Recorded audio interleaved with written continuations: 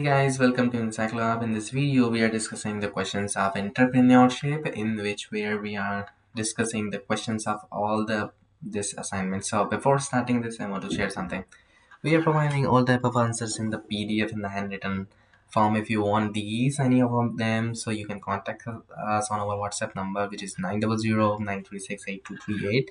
Here, the question paper in which there are total 6 questions, and for your information we have solved all the 6 questions in both languages, in whichever language you have, Gujarati, English or Hindi, whichever you have. Now the question number 1, 2 and question number 3 you need to write in 40 to 60 words, and question number 4 and question number 5 you need to write in the 100 to 150 words, and question number 6 you need to write into uh, this is a project based answer.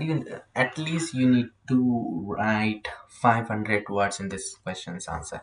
So if you want these answers, you can contact us anytime so that we will provide all the answers accordingly. Thank you so much for watching. We will meet you soon in the next video, and if you have a further questions, we are here for help you, and we will glad to help you. Thank you so much for watching.